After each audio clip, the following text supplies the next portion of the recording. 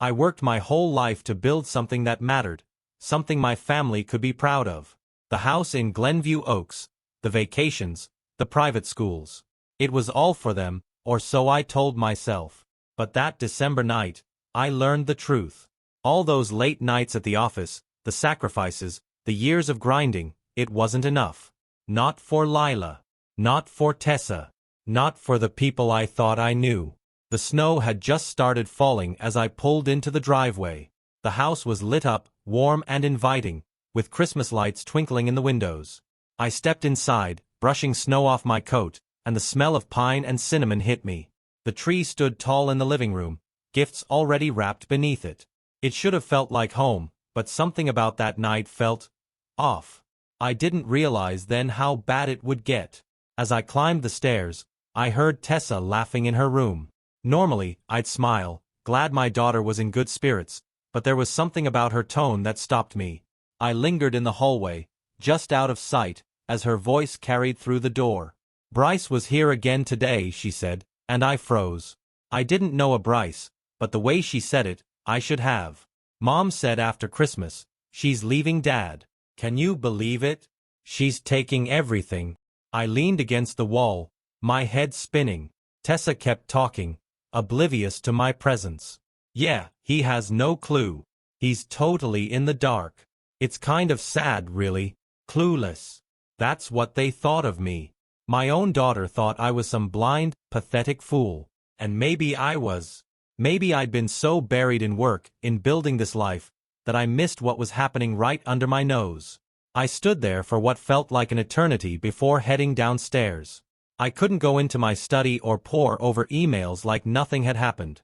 My hands were shaking as I walked into the kitchen, where Lila stood, pouring herself a glass of wine. She looked radiant, like she always did, her hair perfectly styled, her dress fitted just right. She smiled when she saw me, as if everything was normal. "You're home early," she said, her voice sweet, almost too sweet. She took a sip of her wine and leaned against the counter like nothing was wrong. Like she wasn't planning to tear our family apart. "Long day," I replied, forcing my voice to stay steady. "Thought I'd take it easy." "You work too hard," she said, brushing past me. Her perfume hung in the air, light and familiar. It used to comfort me, but now it turned my stomach. She didn't linger. She didn't ask me how my day was or what was on my mind. She just walked out, her heels clicking against the floor. That night, I couldn't sleep. I lay there in the dark, staring at the ceiling, running through everything I'd heard. Bryce. Divorce. Taking everything. I thought about all the nights I'd stayed late at the office, all the birthdays I'd missed, the vacations I'd cut short. All for them. For her. And this was how it ended? But no. Not like this. If they thought I was clueless, they were about to learn otherwise. I wasn't going to let Lila walk away with everything I'd worked for. She'd made a fool out of me, and I'd been blind enough to let her. But I wasn't blind anymore. I was done being the guy everyone took for granted. I didn't know how yet, but I was going to make them pay. The next morning, everything looked normal. That's what shook me the most. How easy it was for Lila to pretend. She was in the kitchen when I came down, still in her silk robe, sipping coffee like it was just another day. Her hair was tied back, and she looked calm, collected. How many mornings had she stood there like that, lying to my face? "Coffee's fresh," she said without looking up. "You want some?" I nodded, keeping my voice neutral. "Sure." She poured a cup, slid it across the counter, and gave me a small smile. For a moment, I almost questioned myself. Maybe I'd misheard Tessa. Maybe this was all in my head. But the smug look on her face when she turned away erased any doubt. She wasn't just comfortable in her betrayal. She was thriving in it. "Big day at work?" she asked, still not meeting my eyes. "Yeah," I said, taking a sip of the coffee. It was bitter, even with sugar, or maybe that was just me. "What about you? Any plans?" She shrugged, her back still to me. "The usual. Errands. Lunch with Tessa. Nothing exciting." I didn't push it. I couldn't. Not yet. If she was going to lie to me, I needed her to keep lying. The more comfortable she felt, the easier it would be for me to unravel everything. I just had to play my part a little longer. Later that day, when Lila went out, I went straight to my study. There was no use wallowing in anger. I needed a plan. The first thing I did was check the home security system. I'd installed it myself a few years ago, a top-of-the-line setup with cameras in almost every corner of the house. I wasn't sure what I'd find, but if Bryce had been coming over, there had to be proof. It didn't take long. I pulled up the footage from the past few weeks, and there he was, a tall, athletic-looking guy, probably mid-30s, with a smug grin that made me want to put my fist through the screen. He came during the day when I was at work, always parking a block down and walking up to the house. Like clockwork, he'd show up twice a week, sometimes more. And Lila, she'd greet him at the door, smiling, her hand lingering on his arm as she led him inside. I clenched my fists so hard my knuckles turned white. This wasn't some fling. This was planned, calculated. They weren't just fooling around. They were building a future together, at my expense. But the worst part? It wasn't just Lila. Tessa was in on it too. I found footage of her chatting with Bryce, laughing with him, even letting him into the house when Lila wasn't home. My own daughter, the kid I'd busted my back to provide for, treating me like an outsider in my own home. I sat there for hours, staring at the screen, replaying the footage over and over. The anger didn't come in waves, it was constant, boiling just beneath the surface. But I wasn't going to lash out. Not yet. If I was going to take them down, I needed to do it right. That night, Lila cooked dinner like nothing was wrong. Tessa came to the table, scrolling on her phone, barely acknowledging me. I sat there, watching them, listening to their small talk, and every word felt like a slap in the face. They didn't even try to hide it. "How was work, Dad?" Tessa asked, her tone almost mocking. "Busy," I said evenly. "How was your day?" "Oh, you know," she said, smirking. "Nothing exciting." Lila shot her a look, quick, subtle, but I caught it. That was the moment I realized they were more than mother and daughter. They were accomplices. I forced myself to eat, to nod, to smile in all the right places. I needed them to think I was still clueless, still the oblivious husband and father who worked too much to notice what was happening around him. But inside, I was already tearing it all down. They thought they were playing me, but they had no idea who they were dealing with. The next few days, I stuck to my routine. Wake up early, head to work, come back late. To Lila and Tessa, it probably seemed like nothing had changed. But every moment I wasn't in that house, I was working on my plan. It wasn't just about catching them in the act. I'd already done that. This was about making sure they didn't get away with it. The first thing I did was call my lawyer. Mark had been a friend of mine since college, the kind of guy you could trust with anything. When I told him I needed advice about an impending divorce, he didn't press for details. He just asked the right questions. "Do you have a prenup?" he asked. I almost laughed. "Yeah, but it's from years ago. I'm not even sure it's airtight." "Then make it airtight," Mark said, his voice firm. "And if she's been unfaithful, gather everything you can. The more evidence, the better." I spent the next few nights digging through every corner of our finances. I froze the joint accounts, redirecting all liquid assets into trusts she couldn't touch. It was meticulous work, but every dollar I moved felt like a small victory. Lila thought she'd walk away with everything, but she was going to learn just how wrong she was. The house was next. The deed was in my name, thanks to a refinancing deal we'd done years ago. I contacted a real estate agent, someone discreet, to start looking into selling it. Lila loved that house. She'd picked out every detail: the granite countertops, the sprawling backyard, the custom closets. The idea of her losing it was satisfying in a way I couldn't quite put into words. But the real game changer was the security footage. Every time I watched Bryce walk into my house, laughing, comfortable, like he owned the place, my resolve hardened. I downloaded every clip, every incriminating frame, and backed it up on multiple drives. Lila's texts were next. I'd installed monitoring software on her phone months ago, not out of suspicion, but because Tessa had been sneaking out and Lila wanted to keep tabs on her. Now it was paying off in a way I never expected. Her messages to Bryce were sickening. They weren't just planning to be together. They were planning to bleed me dry. "Once I get the settlement, we'll be set," one text read.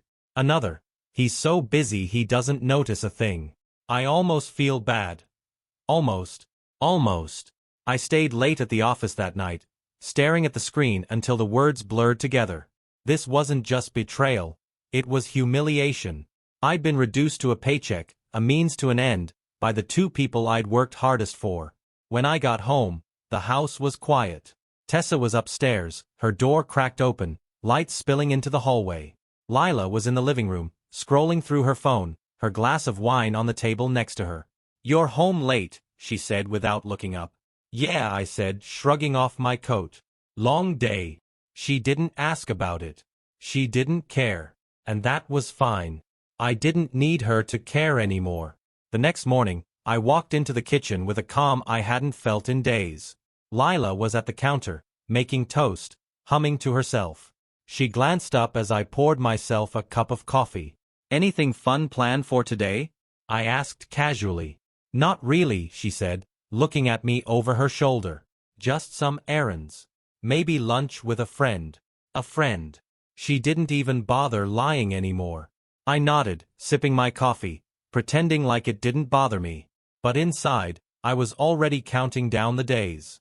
Christmas was coming, and with it, the moment everything would fall apart for her. She thought she had the upper hand, that I was still blind. She had no idea the storm that was coming. The days leading up to Christmas were a quiet storm in my head. On the surface, everything seemed normal. Lila went about her days like always. Shopping, laughing on her phone, keeping up her perfect image. Tessa was her usual self too, sarcastic and dismissive of me in ways I'd ignored before. I didn't ignore it now. Every little jab she made, every look of disdain, just added fuel to the fire. I wasn't just dealing with a cheating wife, I was dealing with a team. But I didn't let it show. I kept my routine the same, making sure they thought I was none the wiser. It wasn't easy. Every time I saw Lila's phone light up with a message, my jaw tightened. Every time I caught Tessa smirking at something, I wanted to demand answers. But that would ruin everything. I had to bide my time. I spent my evenings in the study, pretending to catch up on work while finalizing the details of my plan. Mark had helped me line up everything. Papers, asset protections, the timeline for when I'd pull the trigger. I'd never been a man who enjoyed the idea of revenge, but this wasn't just revenge. This was justice. The security footage was my trump card. I reviewed it one last time, ensuring every moment of Bryce walking into my house was captured. The smirk on his face as Lila opened the door made my blood boil every time. There were hours of them lounging in the living room, whispering and laughing. Even a clip of him leaving her bedroom, fixing his shirt. If I wasn't so angry, I might have been sick. One night, I added something extra to my arsenal. A beautifully wrapped gift box. Inside, I carefully placed a USB drive containing all the damning footage and texts I'd gathered, along with a copy of the divorce papers Mark had prepared. A simple handwritten note went on top. "Merry Christmas. Betrayal comes with a price." I set the box aside and stared at it for a long time. This wasn't just a gift for Lila. It was a reminder to myself that I wasn't going to let her or Bryce, or even Tessa, keep playing me for a fool. This was the turning point. Christmas Eve came, and the house was full of the usual forced cheer.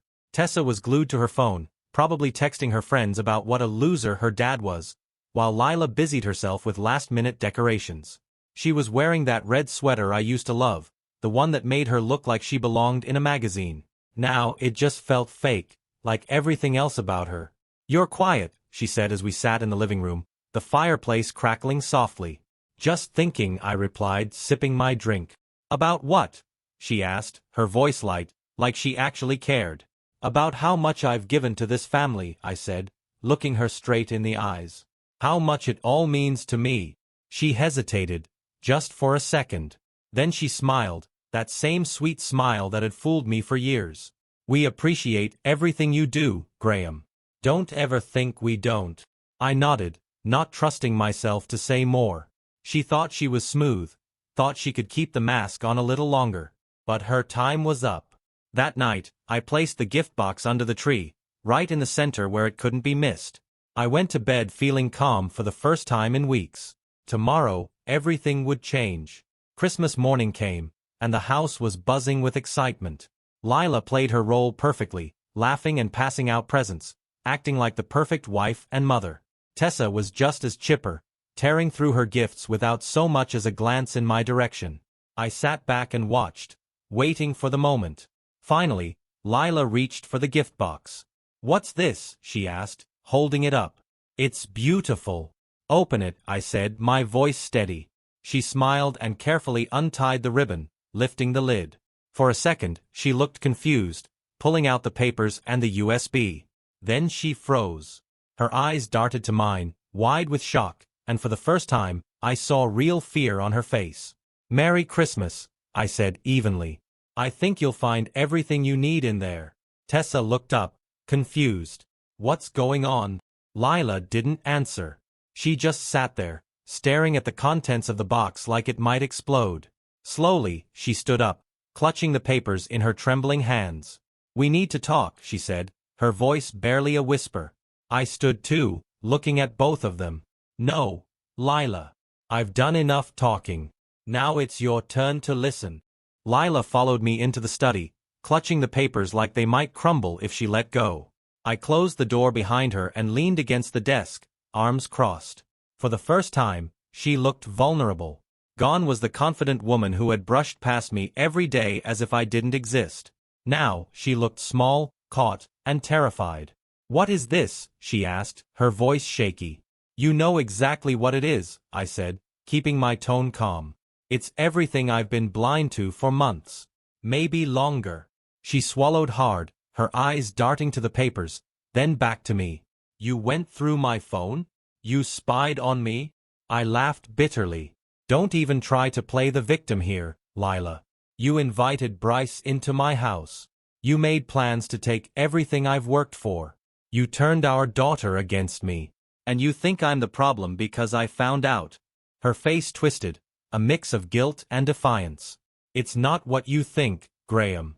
Bryce and I—" "Don't," I cut her off, my voice sharp enough to make her flinch.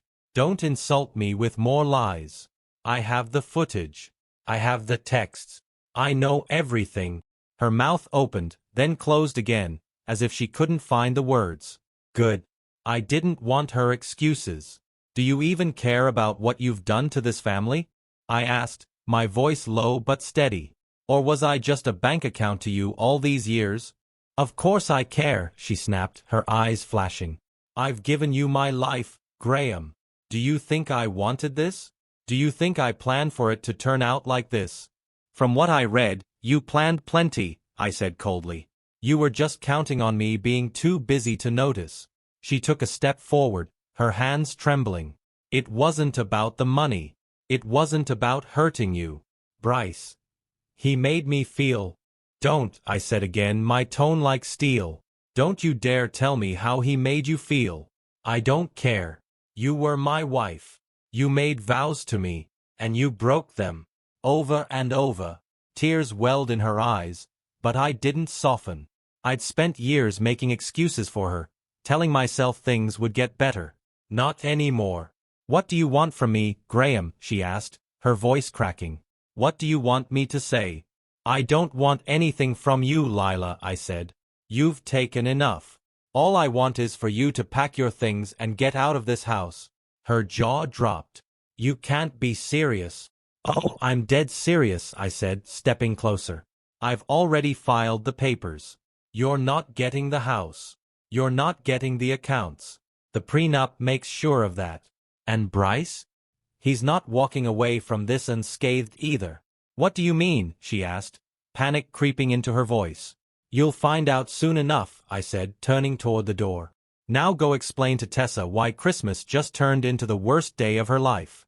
You owe her that much." Lila stood there, stunned, as I left the room. For once, she had nothing to say. In the living room, Tessa looked up as I returned, her phone still in her hand. "What's going on? Why does Mom look like she's seen a ghost?" I sat down across from her, meeting her gaze. "We need to talk, Tess. About what you knew. About what you've done." Her smirk faltered. "What are you talking about?" "I'm talking about Bryce," I said, my voice calm but firm. "And how you helped your mother sneak him into this house." How you laughed behind my back while she planned to take everything from me. Her face turned red, her bravado crumbling. I didn't.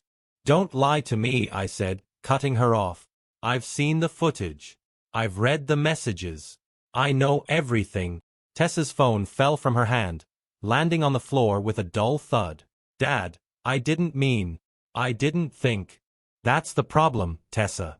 You didn't think. Or maybe you did, and you just didn't care. Tears filled her eyes, but I wasn't moved.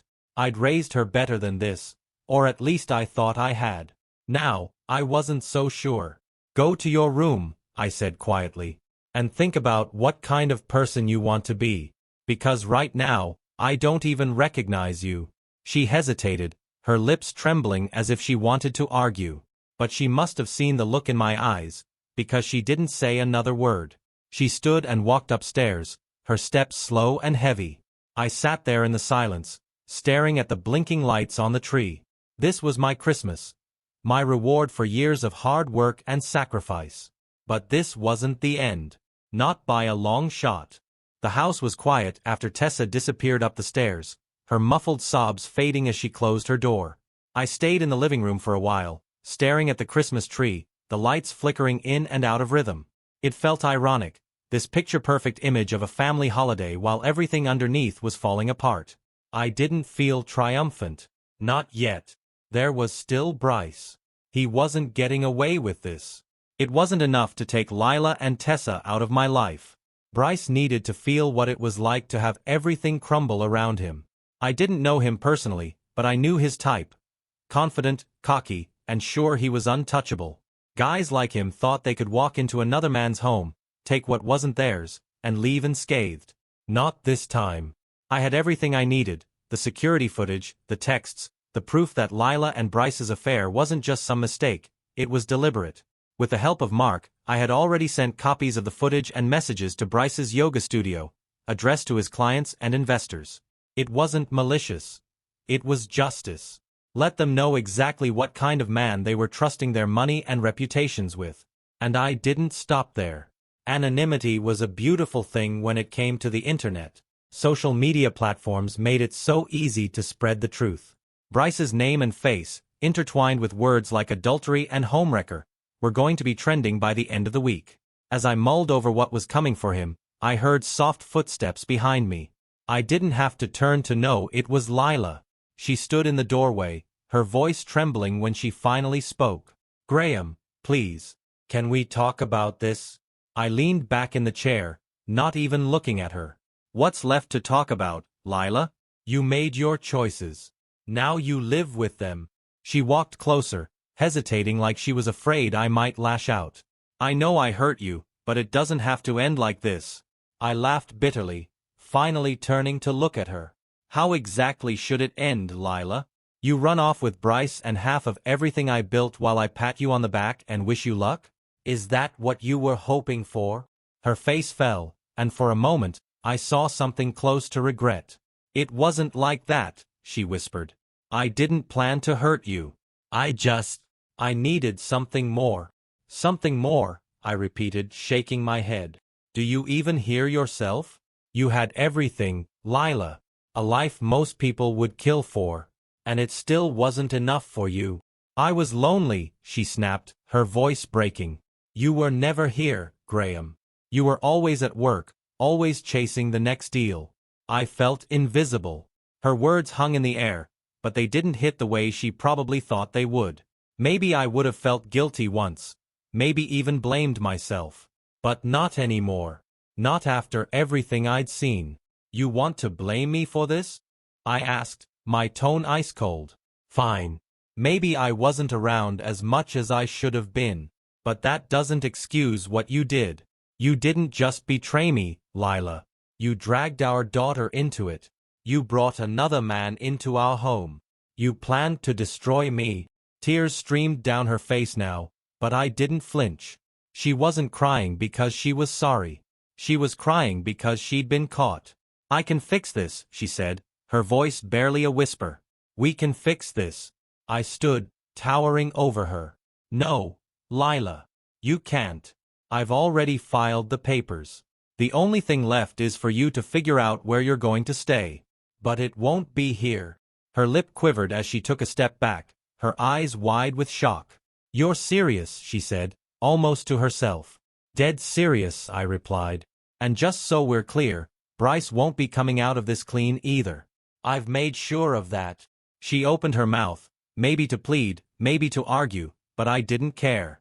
I turned and walked out of the room, leaving her standing there, broken. In that moment, I didn't feel pity or anger. I felt free. By the next morning, the storm had only started to settle. I woke early, even before the alarm, my mind already turning over everything that had happened the day before.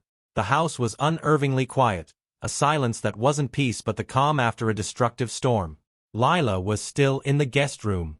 Tessa hadn't come down yet, but I didn't expect her to. She'd spent most of Christmas locked in her room, probably replaying our conversation. I wasn't sure what I wanted from her. An apology, maybe? A sign that she regretted taking her mother's side so easily? Either way, I couldn't think about her right now. Not when I still had bigger moves to make. I brewed my coffee, letting the kitchen fill with the warm, familiar smell. For the first time in weeks, it felt good to be alone. No pretenses, no fake smiles. Just me, the way it should have been all along. My phone buzzed on the counter. A text from Mark. Everything is in motion. Bryce is going to feel this by the end of the day. I smiled for the first time in days. The files had been sent to his yoga studio clients and his business partners. A handful of key investors who helped fund his lifestyle had already received the videos and texts. His perfect life was about to unravel just as quickly as he'd helped tear apart mine. And then there was the social media storm. My anonymous post from last night was already picking up steam. Comments were flooding in, everything from outrage to disgust. Bryce Harrington, the self-made yoga guru, was now trending for all the wrong reasons. His reputation was going to take a hit he'd never recover from, and the satisfaction of that was a feeling I didn't expect. It wasn't joy, it was justice. Halfway through my coffee, I heard footsteps behind me. I didn't bother turning around. I'm not in the mood for small talk, I said, my voice flat. I'm not here to argue, Lila said quietly. Her voice was raw, as though she'd been crying all night. I turned to face her. She looked like a shadow of herself, her hair pulled back messily, her eyes puffy and red. For once, she didn't look poised or polished. She just looked lost. But it didn't change anything for me. What do you want? I asked, keeping my tone calm but distant. I need to talk to you about Tessa, she said, hesitating. She's struggling with all of this. I let out a humorless laugh. Struggling? She was fine when she was laughing about Bryce sneaking into this house. She didn't seem to struggle then. Lila flinched but pressed on. She didn't understand the weight of what was happening, Graham. She's just a kid. She's 17, I said, cutting her off. Old enough to know right from wrong. Don't make excuses for her, Lila. You're the reason she thought this was okay in the first place. Tears welled up in her eyes again, but I wasn't moved. I'd been down this road too many times. I made mistakes, she admitted, her voice trembling. But please, don't punish her for my choices. She needs her father. I stared at her, the weight of her words hanging between us. She was right about one thing. Tessa was my daughter.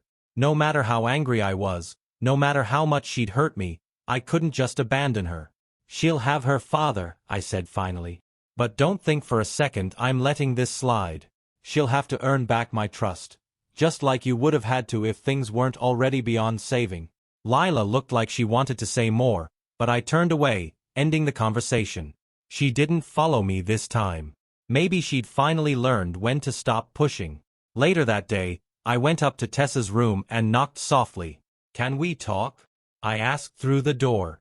There was a long pause before I heard her shuffle to open it. Her eyes were red too, though she was trying to act like everything was fine. Yeah, she said, stepping aside to let me in. I sat down in the chair by her desk while she sat on the bed, fidgeting with her hands. For a moment, neither of us spoke. The tension was thick, but I wasn't going to let her off the hook that easily. I'm disappointed in you, Tess, I started. Her head dropped, and she stared at the floor. You knew what was going on. You let him in. You helped your mother lie to me. I didn't mean to hurt you, she whispered, her voice barely audible. I thought it was harmless. Harmless? I repeated, anger slipping into my tone. Helping Mom cheat on me? Laughing about it behind my back? How is any of that harmless? Her shoulders shook, and tears started to fall. I didn't know what to do, she said through sobs. I thought if I went along with it, things would just fix themselves. I didn't think it would go this far. I wanted to believe her. I really did. But trust wasn't something I could give so freely anymore. This isn't about fixing things, Tess, I said after a long silence. This is about doing the right thing. You're old enough to know what that looks like. If you want to make things right, you're going to have to prove it to me. She nodded, her tears soaking the sleeves of her sweatshirt. I will, she said. I'll do better, Dad. I promise. I stood, letting out a long sigh. We'll see, I said quietly, leaving her to her thoughts. As I closed the door behind me, I realized something important. I wasn't just cleaning up the mess Lila had made. I was rebuilding a life I could actually be proud of. It wasn't going to be easy, but for the first time in years, I felt like I had control again. The fallout started hitting faster than even I expected. By the next day, Bryce was officially radioactive. The yoga studio he owned put out a statement distancing themselves from him, citing personal misconduct that does not reflect our values. It was all over local news too. Pictures of Bryce and vague headlines about a scandal. I knew what would come next. His big-name clients would drop him, his sponsors would back out, and his so-called perfect life would collapse like a house of cards. I didn't feel sorry for him. Bryce didn't just cross a line. He leapt over it. He came into my home, my sanctuary, and treated it like his playground. He thought he could get away with it. He thought I'd roll over and take it. Now, he knew better. Meanwhile, the silence in the house was deafening. Lila stayed holed up in the guest room, barely emerging except to grab coffee or food. When she did cross paths with me, her eyes were hollow, her movements slow, like the weight of everything was finally catching up to her. I didn't speak to her, and she didn't try to talk to me. It was better that way. Tessa was quieter too. She'd been texting me small apologies since our conversation, little attempts to bridge the gap. I wasn't ignoring her, but I wasn't rushing to reply either. Trust wasn't something you earned overnight. I needed her to understand that this wasn't about fixing things with a few words. This was about proving that she could be the person I thought she was. The only bright spot in all of this was finally moving forward with my exit plan. The house was officially listed, and though I hadn't told Lila yet, the offers were already coming in. I'd found a sleek penthouse downtown, modern, spacious, with floor-to-ceiling windows overlooking the city. It was a fresh start, far away from the ghosts of this house. Far away from her. By the evening, I was in my study, tying up loose ends when I heard a knock at the door. For a second, I thought it might be Tessa, but when I opened it, Lila stood there, clutching a folder to her chest. Can we talk? She asked, her voice quieter than I'd ever heard it. I almost said no. Every fiber of me wanted to shut the door and leave her standing there. But curiosity got the better of me. I stepped aside, motioning for her to come in. She sat down hesitantly, her hands shaking as she opened the folder. I've been thinking about what you said, she began, her voice trembling. About taking responsibility. I leaned against the desk, arms crossed. And, you're right, she admitted, looking down. I've spent so much time blaming you, blaming the marriage, blaming everything except myself. But the truth is, I made these choices. No one forced me. It was the most honest thing she'd said to me in years, but I didn't respond. I needed to hear what else she had to say. She pushed the folder toward me. I signed the divorce papers. I glanced at the folder but didn't touch it. That's a start. Her eyes filled with tears, but she wiped them away quickly. I know I can't undo what I've done, Graham. I know I don't deserve forgiveness, but I need you to know that I'm sorry. Truly. For everything. For a moment, I just stared at her. Part of me wanted to believe her, to think she'd finally learned something from all this. But it didn't change the fact that she'd shattered the life we'd built. It didn't erase the betrayal. Thank you for saying that, I said finally. But it doesn't change where we are. She nodded, swallowing hard. I know. She stood to leave but hesitated at the door. Take care of her, Graham, she said softly, her voice breaking. She's still your little girl. With that, she walked out, leaving me alone in the room. I stared at the folder on the desk, the weight of it settling in. This was it, the official end. And yet, it didn't feel like closure. Not yet. As the night wore on, I found myself thinking less about Lila and more about Tessa. I had no doubt that Lila's choices had influenced her, but I couldn't let that be an excuse. She was still my daughter, and I still had a responsibility to guide her. The next morning, I knocked on her door. When she opened it, her eyes were red, like she hadn't slept. Get dressed, I said simply. We're going out. Where? She asked, confused. You'll see, I replied. We drove in silence, the tension thick but manageable. I pulled into a park, one I used to take her to when she was little. She looked at me, puzzled, but followed as I got out of the car. We walked for a while, the crisp winter air biting at our faces. Finally, I stopped by a bench overlooking a frozen pond. Tessa, I began, sitting down beside her. I'm angry with you. I'm disappointed in you. But I still love you. Her eyes filled with tears, and she nodded, her lip trembling. I'm sorry, Dad. I really am. I know you are, I said. But love isn't about words. It's about actions. You've got a lot to prove, not just to me, but to yourself. She wiped her tears, nodding again. I will. I promise. We sat there in silence for a while, watching the ducks skimming across the ice. It wasn't a resolution, but it was a beginning. And for now that was enough. Over the next week, things slowly began shifting. The house felt less suffocating, though the silence between Lila and me remained absolute. She kept to herself, packing her belongings into boxes one by one. I didn't ask where she planned to go. Honestly, I didn't care. She had burned her bridges with me, and I wasn't interested in watching her try to rebuild them somewhere else. Tessa, on the other hand, was making an effort. I could see it in the little things. She came down for breakfast without her phone glued to her hand. She asked about my day, even helped clean up after dinner. It didn't erase what she'd done, but it was a start. I was still cautious, but I wanted her to know I noticed. You're doing better, I told her one evening as we cleaned up the kitchen together. She paused mid-swipe, her face lighting up with a cautious hope. Really? I nodded. Really? Keep it up. It wasn't much, but it felt like a small victory. Meanwhile, Bryce was feeling the full weight of my retaliation. News spread fast. Clients cutting ties, sponsors pulling funding.